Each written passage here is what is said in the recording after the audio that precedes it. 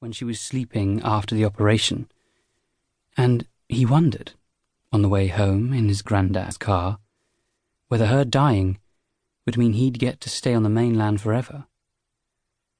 He'd never forgotten the way the thought had felt in his head, hot and guilty.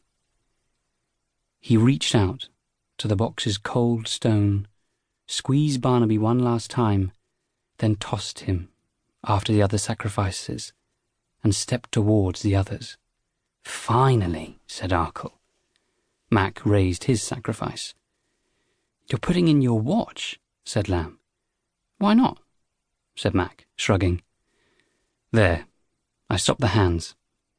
It'll always show the time of this perfect moment, when we did this together."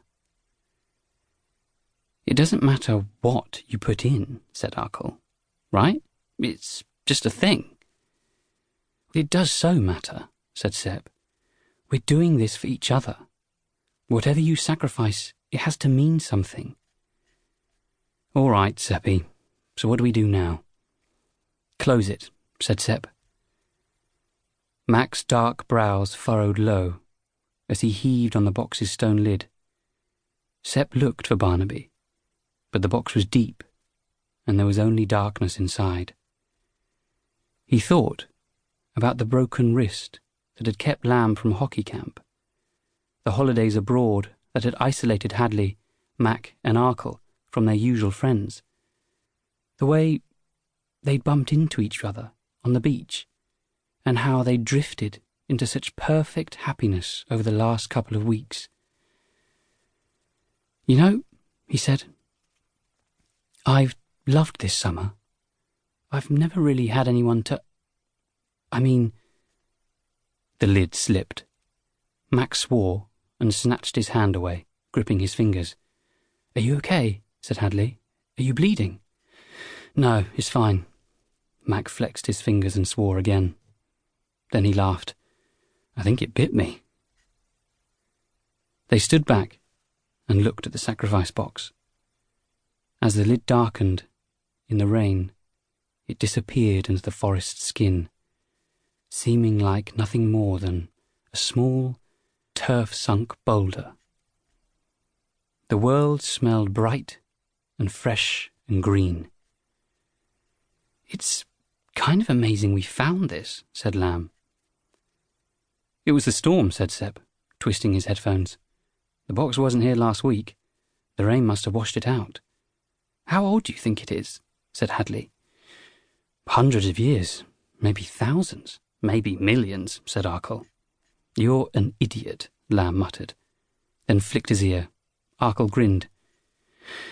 "I still think we should have made it into a fire pit," he said, flipping the lid on his lighter up and down. Sep saw Hadley watching him from under her fringe. Her tormentors, Sonia and Chantel, had chased her to the forest and along the edge of the ravine, and her eyes were still red. He looked up through the trees at the clouds, great towers of pearl that flattened to anvils on the sky and spread out over the island. The tide crashed onto the rocks, and he thought of his mum listening to the waves through the open window of the living room. "Now what?" said Arkle. "We say Sep's words," said Mac. "They're not really mine," said Sep, remembering how the words had come to him, like driven into his skull, a waking dream so vivid he'd cried out in the bright sunshine. "What do you mean?" said Lamb. "I kind of dreamed them. They're the box's rules." "All right, so we say them. Then what?" "Then we'll always be friends," said Sep. "How does that work?" said Arkle. "Because we're making a promise to each other, and it'll be our secret," said Hadley, gripping her inhaler. "We can't tell anyone." "Oh, I don't think we should talk about this at school," said Arkle. "I mean, it's kind of lame." The rain started again, cold drops on their hot skin. "Let's say the words then," said Sep. "Bagsy not standing next to you, poo legs," said Arkle.